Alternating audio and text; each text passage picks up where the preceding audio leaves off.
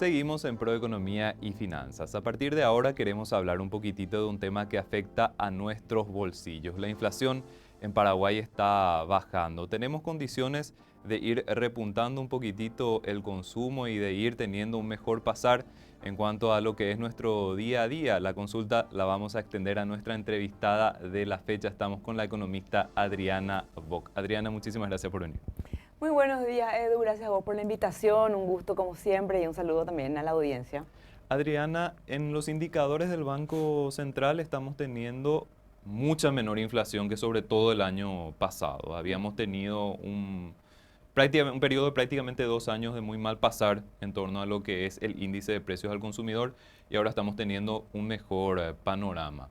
La consulta es, Adriana, ¿hay un escenario suficiente para que nosotros estemos ya relajados, entre comillas, o todavía tenemos que estar cuidando lo que es el gasto para no ir cayendo en desórdenes financieros? Bajo tu óptica y teniendo en cuenta este escenario, ¿qué le podemos recomendar a la gente?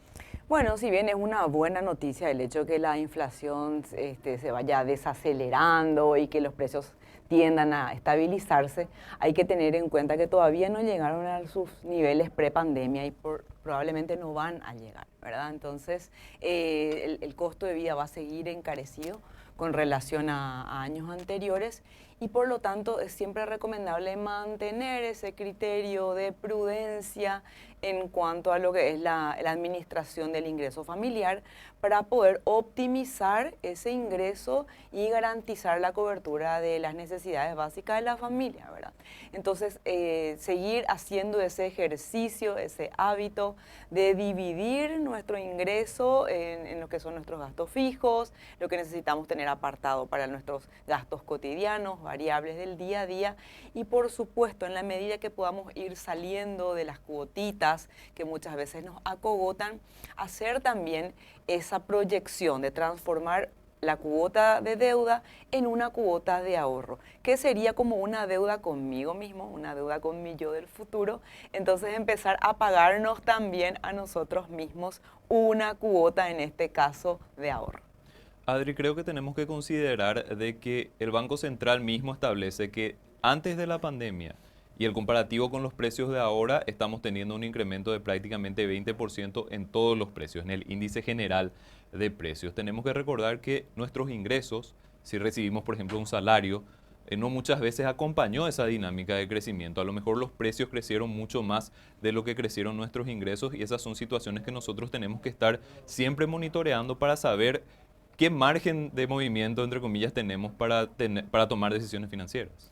Asimismo, en ese sentido, el castigo, por decirlo de alguna manera, a lo que es el poder adquisitivo de las familias es drástico, categórico y todavía está lejos de desaparecer el efecto de esa, como decía, esa subida de precios de un porcentaje mayor o un encarecimiento del costo de vida mayor al que pudo haber sido el incremento del ingreso. Entonces eso nos enfrenta a varios desafíos, no solamente tener un orden y una administración muy metódica de lo que son nuestros gastos, una prudencia extrema con lo que es el endeudamiento de consumo, ¿sí? Tener siempre en cuenta la necesidad, no precisamente la opción, sino la necesidad de capitalizarnos, de tener nuestras propias reservas, nuestro propio ahorro para emergencia, sino que además apuntar a lo que es la diversificación de ingresos. Un solo ingreso, o sea, un solo salario no va a aumentar en una proporción suficiente como para compensar esa pérdida del poder adquisitivo. ¿A qué nos lleva esto? A tener que diversificar nuestro ingreso, tener una fuente adicional de dinero para la familia, que puede ser a través de un pequeño emprendimiento, de alguna venta independiente, algún servicio, algo que no implique mucha inversión de capital y que podamos utilizar lo que tenemos a mano hoy en día, que son las redes sociales, en la mensajería, como para poder tener también acceso a clientes en nuestro entorno más cercano y poder capitalizar también esas redes sociales generando un ingreso adicional. Y las personas que tienen de repente un colchoncito pueden también ver la posibilidad de generar ingresos pasivos con ese colchón, Adri. Por supuesto, también es muy importante, tocando, más allá de que la inflación esté empezando a desacelerarse, nuestro dinero si está parado pierde poder adquisitivo con el tiempo. Entonces, lo más sabio sería poner a trabajar eso en algo que nos genere ingresos. Nuestra prioridad siempre está en lo inmediato, en el presente, pero no por eso vamos a dejar de proyectarnos también a futuro, ¿verdad? Y ahí entra esto que estás diciendo, de poder invertir nuestros ahorros en algo que nos vaya generando una rentabilidad y que con el tiempo nos dé un mayor respaldo, por ejemplo, para lo que es nuestra jubilación, ¿verdad? Que es todo un tema también vigente en estos días, más allá de que tengamos ese acceso a la jubilación, que sabemos que muy pocas personas la tienen, la mayoría de los independientes no lo tienen. Poder prepararnos para tener un respaldo adicional, para que nuestra calidad de vida en esa etapa ya de bajar algunos cambios en nuestra actividad laboral siga siendo satisfactoria. Adri, este periodo inflacionario trajo muchísimos problemas para mucha gente. Hay que ir viendo desagregados varios indicadores del Banco Central para ir notando de que hay una situación de, no sé si sobreendeudamiento, pero hay un crecimiento importante de lo que son las deudas en el ámbito del hogar, a través de las tarjetas de crédito, a través de los préstamos de consumo, que son herramientas útiles siempre, pero que hay que saber manejarlas para no caer en desórdenes. En ese sentido, este último periodo generó mucha presión y hay que ir arreglando varias cosas para no caer en desórdenes que después nos compliquen la vida. Sobre todo tener nuestra propia política contracíclica, ¿verdad? Porque esto es cíclico. En un momento en el que se encarece bruscamente el nivel de vida y los ingresos no acompañan, entonces esa diferencia entre lo que necesito para cubrir el nivel de vida de mi familia y lo que estoy generando, esa diferencia se va a cubrir. Si tengo ahorro, con mi ahorro, es que nos vamos a ir comiendo la cola, vamos a ir gastándonos nuestros ahorros y cuando ya no queden los ahorros vamos a tener que recurrir al crédito, ¿sí? Entonces, cuando pasa eso, que es lo que está ocurriendo ahora, cuando, digamos, esos precios dejan de crecer tan abruptamente, yo digo, bueno, la perspectiva para adelante es mejor, pero si miro lo que acumulé en deudas o lo que desahorré, lo que utilicé o disminuyeron nuestras reservas, entonces eso hay que compensar. Entonces decimos, bueno, ya pasó el momento en el que no nos quedaba otra que recurrir al crédito para seguir adelante o tocar nuestros ahorros. Ahora es un momento de compensar eso, para prepararnos para otra situación que pueda surgir más adelante, porque todo esto es cíclico. Entonces este es un momento de ir alivianando la mochila de las deudas, no sumarle más cargas a esto, sino buscar deshacernos, ir cancelando, tener planes de pago o simplemente seguir pagando de forma regular lo que tenemos. No hace falta que nos apuremos por cancelar antes del plazo, salvo ciertas ocasiones, si podemos conseguir un sistema de financiación que nos ahorre intereses, pero sí tener una estrategia para cancelar lo antes posible las deudas que hemos acumulado o el exceso de deuda que hemos acumulado e ir reemplazando esas cuotas de deuda por cuotas de ahorro para volver a capitalizarnos. Siempre tenemos que estar preparados para afrontar la próxima situación desafiante que se nos presente y en ese sentido necesitamos tener orden en nuestros gastos, un nivel de endeudamiento manejable y una reserva para imprevistos. Adriana, yo sé que la gente está plenamente consciente de lo que fueron los incrementos de precios durante los últimos años y cada uno siente en su propio presupuesto lo que fue el aumento de diferentes productos. Yo creo que se tiene que hacer frente a una nueva normalidad de precios. Ya estabas mencionando que muchos precios difícilmente vuelvan a ese periodo de pre-pandemia. En ese sentido, Adri, ¿qué le podemos recomendar a la gente al momento de ir viendo siempre su presupuesto? Porque una herramienta muy importante es tener ese presupuesto, pero es un trabajo constante que nosotros tenemos que ir siempre actualizando para que esa herramienta nos sirva para nuestro manejo cotidiano.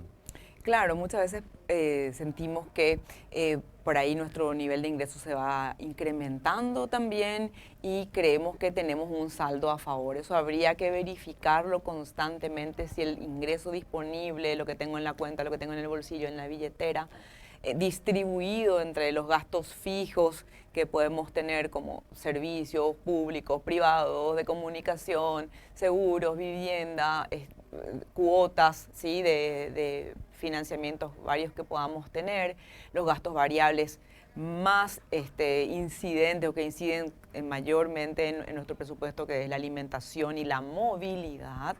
Entonces tenemos que ir teniendo sobres, literalmente así en físico, o mentalmente compartimientos donde vamos distribuyendo ese ingreso disponible, y aquello que nos queda, si nos queda, otra vez hacer una división entre aquellos gustos que nos queremos dar, porque es importante también poder destinar parte de nuestro ingreso a aquello que no es estrictamente obligatorio, estrictamente necesario, pero que tiene que ver con el disfrute, que es muy importante para nuestra salud emocional, y la parte del ahorro. Entonces, una vez que yo cubrí mis gastos fijos y variables básicos, entonces ese saldo yo lo puedo distribuir entre ahorro y disfrute. Y en caso de que esté pensando en hacer alguna compra en cuotas o sacar algún préstamo para alguna inversión, entonces también la capacidad de pago la tengo que medir sobre ese saldo que me queda después de haber cubierto los gastos fijos y variables básicos que ya tengo comprometido. Entonces calcular bien también nuestra capacidad de pago. Y si no tengo capacidad de ahorro, mucho cuidado también con asumir cuentas, ¿sí? A mí una prueba de la capacidad de pago es la capacidad de ahorro. Si yo estoy pudiendo ahorrar sistemáticamente, de forma recurrente durante un tiempo, entonces quiere decir que tengo, digamos, condiciones para asumir una deuda más adelante, ¿sí?